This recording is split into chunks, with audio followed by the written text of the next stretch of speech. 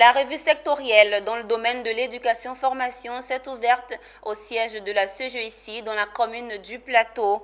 Le ministre de l'Éducation nationale avait à ses côtés ceux de l'enseignement supérieur et professionnel. L'objectif de cette revue sectorielle est d'apprécier l'état actuel d'avancement des indicateurs de scolarisation et de faire le bilan des activités des plans d'action. Céric Badjekou, Nicolas Ngwa dans un commentaire de Diane Kablancan. Ils sont venus des ministères de l'Éducation nationale et de l'alphabétisation, du ministère de l'Enseignement supérieur et de la recherche scientifique, du ministère de l'Enseignement technique, de la formation professionnelle de l'apprentissage. Avec eux, les partenaires techniques et financiers du système éducation-formation de la Côte d'Ivoire.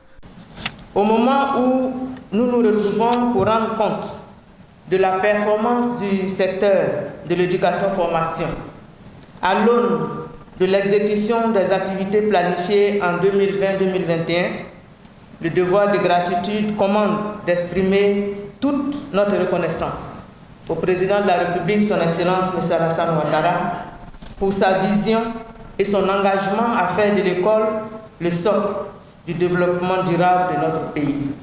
La tenue d'une session ministérielle avec la participation du groupe local des partenaires pour l'éducation, GLPE, pour des échanges que je souhaite fructueux dans le sens du renforcement de la coordination et de l'alignement de l'aide au développement sur les priorités nationales. On peut dire que globalement, le bilan, il n'est pas encore tout à fait comme on le souhaiterait parce que beaucoup d'efforts sont mis dans le système éducatif ivoirien.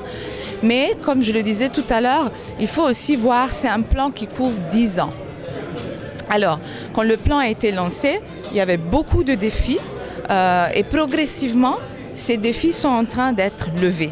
Durant 2 jours, les partenaires devront faire le bilan de la mise en œuvre des activités planifiées au titre de l'année 2021.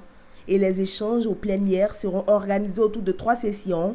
Session 1, présentation et discussion de la performance de l'année 2021 au secteur éducation-formation. Section 2, panel autour de la transformation de l'éducation avec 3 présentations sous-sectorielles et enfin une réunion des ministères du secteur et du groupe local des partenaires, ce qui permettra aux experts de l'éducation-formation de faire des propositions de solutions pour une révision des résultats et l'adoption d'un plan d'action budgétisé pour l'année 2023.